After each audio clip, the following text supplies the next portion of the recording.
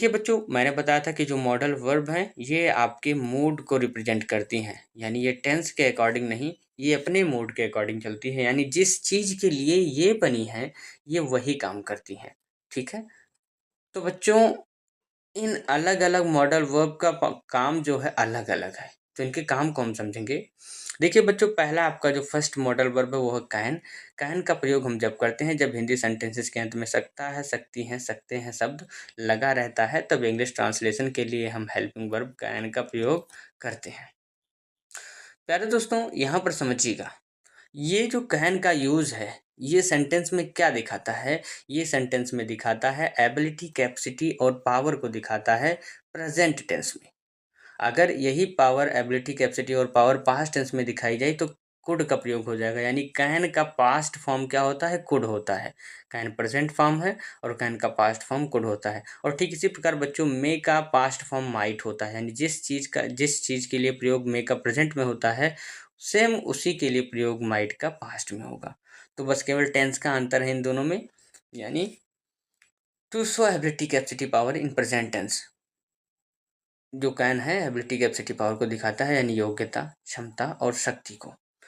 इसका स्ट्रक्चर क्या होता है इंग्लिश सेंटेंस का? सबसे पहले सब्जेक्ट लिखना होता है, फिर कैन लिखना होता है, फिर वर्ब की फर्स्ट फॉर्म और फिर ऑब्जेक्ट। मैं आपको बता दूं बच्चों कि जितने भी आपके मॉडल वर्ब हैं उन सभी के साथ हम हमेशा बी1 यानी वर्ब की फर्स्ट फॉर्म का प्रयोग करते हैं, राइट? देखिए मैं अंग्रेजी बोल सकता हूँ, ये मेरी एबिलिटी को दिखाया जा रहा है यहाँ पर। फिलहाल इसे छोड़िए, हम लोग पढ़ रहे हैं ट्रांसलेशन। तो यहाँ पर देखते हैं सकता है लगा है, सकता हूँ लगा है। तो सकता हूँ लगा है तो किसका प्रयोग करेंगे? कैन का प्रयोग करेंगे सिंपली। अब बता दूं मैं आपको कि सब्जेक्ट कैसे ढूंढेंगे, ऑब्जेक्ट कैसे ढूंढेंगे। तो बच्चों सब्जेक्ट ढूंढने के लिए हम कौन या किसने का क्वेश्चन करेंगे? किससे? वर्ब से। और ऑब्जेक्ट ढूंढने के लिए हम किससे या फिर क्या का क्वेश्चन करेंगे? किससे? वर्ब से। क्लियर? तो बोलना हुआ वर्ब, ठीक है, पता चल गया ना। अब वर्ब से पूछिए कौन बोल सकता है, तो मैं बोल सकता हूँ सब्जेक्ट हुआ, क्या बोल सकता हूँ? अंग्रेजी या ऑब्जेक्ट हुआ। सबसे पहले लिखेंगे सब्जेक्ट, सब्जेक्ट हुआ आई। आई के बाद क्या लगाएंगे? कैन, यानी आई कैन। अब लिखेंगे वर्ब, यहाँ देखते रहिए। बोलना का क्या हो जाएगा? स्पीक, तो आई कैन स्पीक। अब क्या बोल सकता हूँ? अंग्रेजी, ये हुआ ऑब्जेक्ट यानी English. I can speak English, ये हो गया आपका ट्रांसलेशन। इसी प्रकार देखते हैं, this is your second sentence which we are going to translate. First हम यहाँ से देखेंगे, पीछे से स्टार्ट करना है सेंटेंसेस को।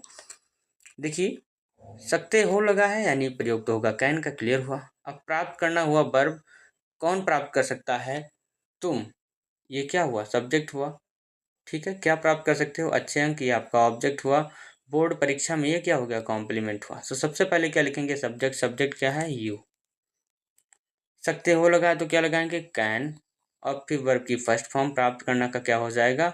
ऑब्टेन। तो यू कैन ऑब्टेन, यानी तुम प्राप्त कर सकते हो। अब ऑब्जेक्ट लिखना है, क्या प्राप्त कर सकते हो? अच्छे अंक, यानी good marks. You can obtain good marks. किस में प्राप्त कर सकते हो बच्चों? बोर्ड एग्जाम में।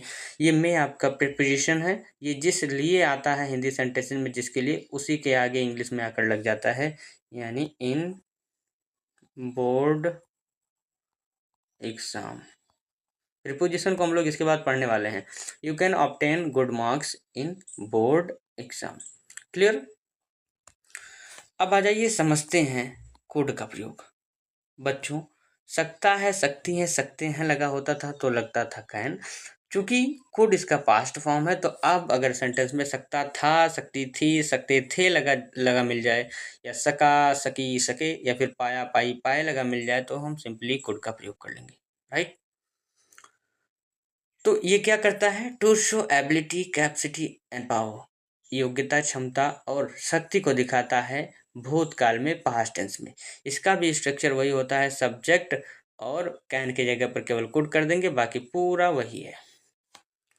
देखिए सकता था लगा है, यानी कुड का प्रयोग करेंगे। हमें ट्रांसलेशन करना है ना, ठीक है। पास करना क्या हुआ? वर्ब हुआ। कौन पास कर सकता है? वह। क्या पास कर सकता था? नीट की परीक्षा, ऑब्जेक्ट। सबसे पहले क्या लिखें? सब्जेक्ट। सब्जेक्ट क्या है? सब्जेक्ट है ही के बाद क्या लिखेंगे? ही के बाद लिखेंगे हम कुड, यानी ही कुड। अब पास करना वर्ब हुआ तो ही कुड पास। क्या पास कर सकता था? नीट की परीक्षा, यानी he could pass NEET examination, right. I hope can और कुड का प्रयोग क्लियर हो गया होगा। देखिए, जब भी सेंटेंस में सकता है, सकती है, सकते हैं लगा है तो कैन का प्रयोग करेंगे ट्रांसलेशन के लिए, और जब भी सेंटेंस में सकता था, सकती थी, सकते थे, या फिर सका, सकी, सके या पाया लगा है तो लगा देंगे हम could. I hope this is clear. लेकिन अभी आपका एक एग्जाम्पल और भी बचा है। देखिए यहाँ पर, मैं अपना काम समय पर समाप्त कर पाया, तो सका या पाया लगा है, ठीक है, तो कुड का प्रयोग कर लिया हमने। वर्ब समाप्त करना, कौन समाप्त कर सकता है? मैं। सब्जेक्ट क्या समाप्त कर सकता हूँ? अपना काम। ऑब्जेक्ट समय पर, ये आपका कॉम्प्लीमेंट हुआ। सबसे पहले क्या लिखेंगे? सब्जेक्ट हुआ आई, समाप्त कर सका यानी कुड, आई कुड। समाप्त करना हुआ वर्ब, यानी लिखेंगे यहाँ पर फिनिश, आई कुड फिनिश। क्या समाप्त कर सका? माई वर्क, यानी अपना काम। I could finish my work, मैं अपना कार्य समाप्त कर सका समय पर, यह आपका कॉम्प्लीमेंट है, यानी at time, right. Now it is time to learn the use of may. Students, जब भी सेंटेंस में शायद, संभव या सकता है लगा होता है तब हम मे का प्रयोग करते हैं। एक्चुअली मे काम क्या करता है? ये दिखाता है पॉसिबिलिटी यानी संभावना, परमिशन यानी अनुमति, और रिक्वेस्ट यानी प्रार्थना को किस में? प्रेजेंट टेंस में। जैसे देखिए, शायद आज बारिश हो सकती है, तो हो सकती है लगा है और शायद भी लगा है, यानी ये संभावना दिखा रहा है पॉसिबिलिटी की, हो भी सकती है और नहीं भी हो सकती है। तो बारिश होना वर्ब हुआ, ठीक, और भारी बारिश ये आपका ऑब्जेक्ट हो गया। तो देखिए, सबसे पहले जब जब भी समय, मौसम, दिन, महीने की बात होती है तो हम अपने तरफ से सब्जेक्ट इट का प्रयोग कर लेते हैं, क्योंकि इसमें सब्जेक्ट होता नहीं है सेंटेंस में। तो सब्जेक्ट हमने क्या लिख लिया? इट लिख लिया, राइट। अब इट के बाद क्या लिखेंगे हम? इसका भी स्ट्रक्चर तो वही होगा, सब्जेक्ट प्लस में प्लस B1 प्लस ऑब्जेक्ट, यही होगा। तो सबसे पहले इट लिख लिया सब्जेक्ट, अब क्या लिखेंगे? में, यानी इट में। अब वर्ब की फर्स्ट फॉर्म बारिश होना, यानी इट में रेन, बारिश हो सकती है। अब कब हो सकती है? आज, तो इट में रैन, लेकिन भारी बारिश है तो रैन के बाद हम लिखेंगे हैवली। अब बचा क्या? टुडे, यानी आज। इट में रैन हैवली टुडे, आज भारी बारिश हो सकती है। Now this is second sentence, सकते हो लगा है और तुम इस कुर्सी पर बैठ सकते हो, यानी यहाँ पर परमिशन दिया गया है, ठीक है बच्चों।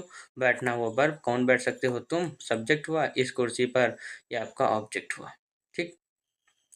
तुम यानी यू, यू के बाद क्या लिखेंगे? मैं। बैठना वर्ब हुआ, यानी यू में सीट, कहाँ बैठ सकते हो? ऑन दिस चेयर, यानी इस कुर्सी पर। ये ऑन आपका प्रीपोजिशन हो गया, clear. I hope use of may clear हो गया होगा बच्चों। जिस चीज के लिए प्रयोग हो रहा था मे का प्रेजेंट टेंस में, अगर वही टेंस परिवर्तित कर दें तो बस पास्ट टेंस में इसका प्रयोग होगा, यानी शायद लगा रहे, संभव लगा रहे, संभवता लगा रहे, या फिर सकता था लगा रहे, तो प्रयोग कर लेंगे हम माइट का। ये भी क्या दिखाएगा? ये भी पॉसिबिलिटी, परमिशन और रिक्वेस्ट दिखाएगा, लेकिन पास्ट टेंस में। तो मे का पास्ट कौन सा है? माइट है। आइए समझते हैं। देखिए, संभवतः मैं स्टेशन पहुंच सकता था, ये पास्ट की बात है। पॉसिबिलिटी दिखाई जा रही है कि मैं पहुंच सकता था, लेकिन मैं पहुंचा नहीं।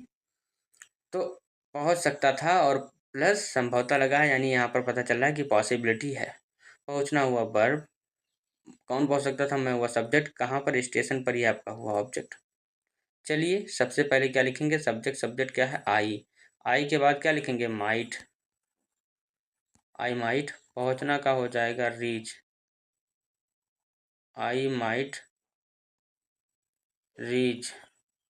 मैं संभवतः पहुंच सकता था, कहाँ पहुंच सकता था? स्टेशन पर, यानी एट द स्टेशन। एट आपका क्या है?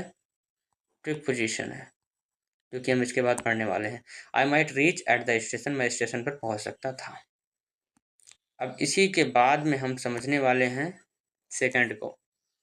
देखिए, सकते थे लगा है, प्लस तुम मुझे कभी भी कॉल कर सकते थे, परमिशन दिया गया था, ठीक है। तो यहाँ पर प्रयोग करेंगे माइट का, वो भी पास्ट टेंस में परमिशन दिया गया था। कॉल करना वर्ब हुआ, कौन कर सकते थे? तुम। किसे कर सकते थे? मुझे, ऑब्जेक्ट हुआ। सबसे पहले क्या लिखेंगे? सब्जेक्ट, सब्जेक्ट क्या है? यू, यू के बाद क्या लिखेंगे? माइट, यानी यू माइट कॉल करना हुआ वर्ब। किसे कर सकते थे? मुझे हुआ ऑब्जेक्ट। यू माइट कॉल मी, तुम मुझे कॉल कर सकते थे कभी भी, यानी एनी टाइम। ठीक, you might call me any time, तुम मुझे कभी भी या किसी समय भी कॉल कर सकते थे। And last dear student, this is your homework, जो आपको ट्रांसलेट करना है बहुत ही अच्छे तरीके से। आई होप ये आपको समझ में आया होगा। बच्चों, हम लोगों ने समझ लिया है use of can, could, may and might. अब नेक्स्ट क्लास में हम समझेंगे शुड, मस्ट और ऑट टू के प्रयोग को। तो अच्छे से अपनी तैयारियां करते रहें और पढ़ते रहें। अगर आप क्लास 10th के स्टूडेंट हैं तो मॉर्निंग में 6 बजे आपकी क्लास होती है लिटरेचर की, उसे जरूर अटेंड किया करिए। अगर 10th के स्टूडेंट हैं तो 8 PM में आपकी क्लास होती है लिटरेचर की, आप लोग भी अटेंड किया करिए। सो स्टूडेंट्स, मिलते हैं कल शाम 7 बजे एक नए शानदार क्लास के साथ। तब तक के लिए अच्छे से पढ़ते रहें, मुस्कुराते रहें, खेलते रहें, दौड़ते रहें, और मतलब दौड़ते नहीं रहें, थोड़ा मस्त रहें। ठीक है, तो मिलते हैं कल शाम 7 बजे। Till then, keep learning, keep watching and keep improving yourself. Tata bye, good night to all of you.